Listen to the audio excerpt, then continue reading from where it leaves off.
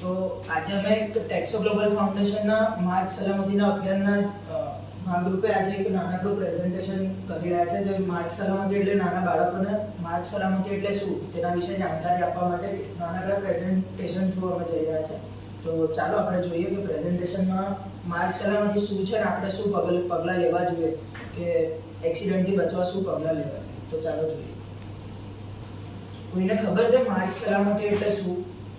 તમે કે તમારા ઘરમાંથી કોઈ બાઇક કે ટુ વ્હીલર કે કંઈક ચલાવતું હોય તો માર્ગ સલામતી એટલે ખાલી એવું નહીં કે આપણે રસ્તા પર જતા હોય ને ધ્યાનથી ગાડી ચલાવે કે ધીરે ગાડી ચલાવે, એ જ માર્ગ સલામતી નથી. આપણે જોઈએ કે માર્ગ સલામતી એટલે શું હોય.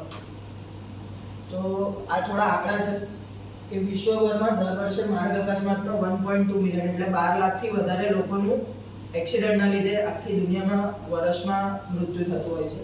બીજું છે કે વિશ્વમાં દર 3 મિનિટે એટલે દર 3 મિનિટે એક નાનકડા બાળકનું એક્સિડન્ટના લીધે, દુર્ઘટનાના લીધે મૃત્યુ થાય છે. અને ત્રીજું છે કે કુલ રાષ્ટ્રીય ઉત્પાદન એટલે જે આપણે કહીએ કે નેશનલ ઇન્કમ છે એનું 3 to 4% એક્સિડન્ટ થવાથી 3 થી 4% એનામાં ડાઉન આવી જાય છે, એનામાં લેસ ડિક્રીઝ થાય છે 3 થી 4% એક્સિડન્ટ. તો માર્ગ સલામતીના ભાગરૂપે અકસ્માત થાય તો અકસ્માત થવાના આ થોડા કારણો છે. એમાં છે પહેલું ઓવર સ્પીડિંગ, કે આપણે રોડ પર જોતા હોઈએ છીએ કે સ્પીડ લિમિટના સાઇન બોર્ડ્સ હોય છે, તો એને ઇગ્નોર કરીને આપણે ઓવર સ્પીડ વધારે કરીને ગાડી ચલાવતા હોઈએ છીએ, તો એનાથી પણ એક્સિડન્ટ થાય છે. બીજું છે નશામાં ડ્રાઇવિંગ.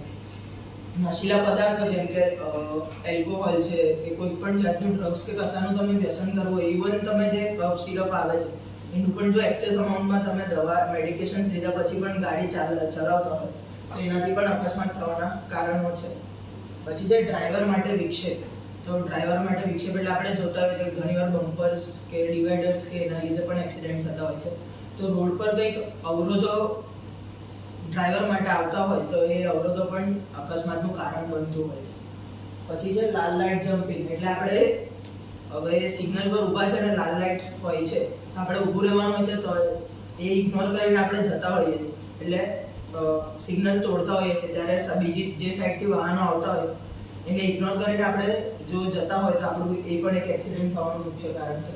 અને બીજું છે હેલ્મેટ જેવા સેફ્ટી ગિયર્સથી દૂર રહેવું. એટલે હેલ્મેટ છે કે સીટ બેલ્ટ, જે પણ સેફ્ટી ગિયર્સ છે ગાડી ચલાવતી વખતે જે આપણે વાપરવા જોઈએ એનાથી જો આપણે દૂર રહીએ, હેલ્મેટ ના પહેરી હોય અને આપણે એક્સિડન્ટ થાય તો આપણને માથામાં ઈજા થાય અને માણસ જલ્દી મૃત્યુ પામે છે. તો હેલ્મેટ અને સીટ બેલ્ટ જેવા સેફ્ટી ગિયર્સથી દૂર રહેવું એ પણ એક અકસ્માતનું કારણ છે.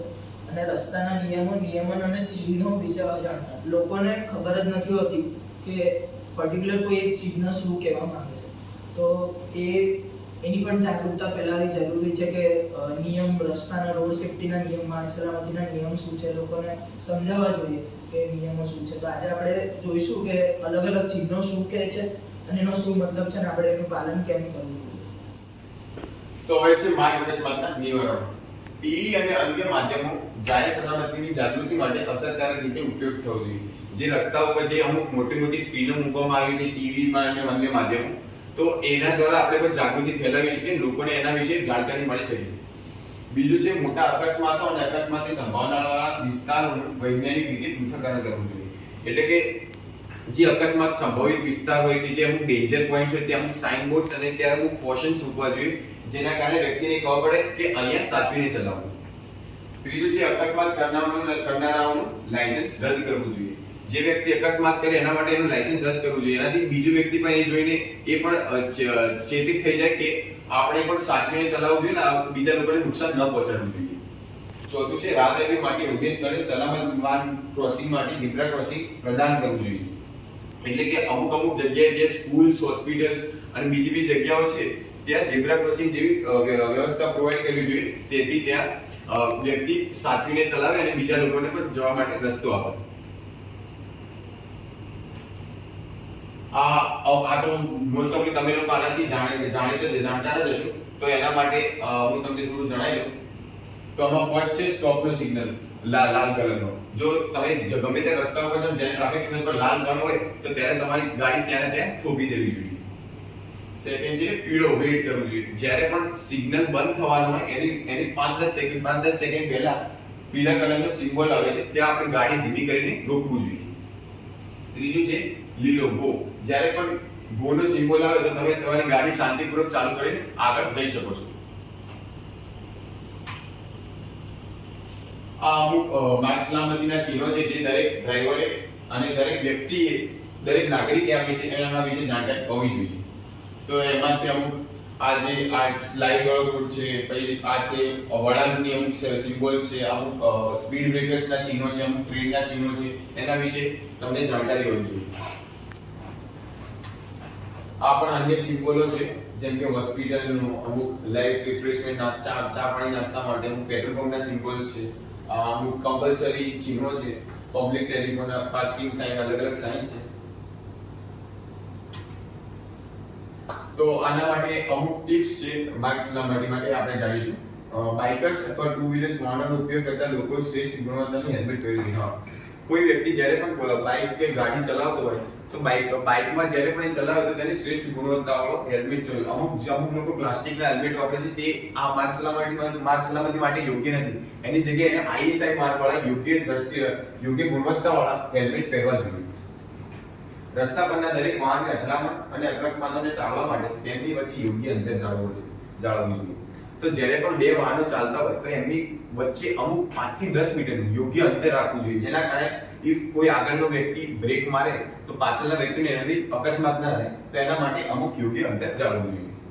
ત્રીજું છે રસ્તાનો ઉપયોગ કરતા દરેક વ્યક્તિએ રસ્તાના ચિહ્નોની સારી રીતે વાકેફ હોવા જોઈએ અને નિયમોનું પાલન કરવું જોઈએ. જ્યારે પણ કોઈ વ્યક્તિ ગાડી ચલાવતો હોય તો એને દરેક રસ્તા પર આવેલા દરેક ચિહ્નો વિશે જાણકારી હોવી જોઈએ, જેનાથી એને ખબર પડે કે માર્ગ સલામતી માટે અમુક શું કરવું જોઈએ, શું ન કરવું જોઈએ. અને છેલ્લું છે મુસાફરી કરતી વખતે માર્ગ સલામતીના તમામ નિયમો અને નિયમોનું ધ્યાન રાખવું જરૂરી છે. જ્યારે આપણે મુસાફરી કરીએ તો અમુક માર્ગ સલામતી એટલે અમુક સેફટી ગિયર્સ, જેમ કે જ્યારે તમે બાઇક ચલાવતા હોય તો તમારે હેલ્મેટ, ચશ્મા, અલગ અલગ વસ્તુ પહેરવી જોઈએ. જ્યારે તમે ગાડી ચલાવતા હોય તો માત્ર ડ્રાઈવર જ નહીં પણ એની જોડે બેસેલા, એની પાછળ બેઠેલા દરેક વ્યક્તિએ સીટ બેલ્ટ પહેરવું જોઈએ. અને હવે તો ગવર્મેન્ટે નવું આપી કે દરેક વ્યક્તિ પોતાની ગાડીમાં એર બેગ્સ હોવું જ જોઈએ. આ છે અમુક ટિપ્સ.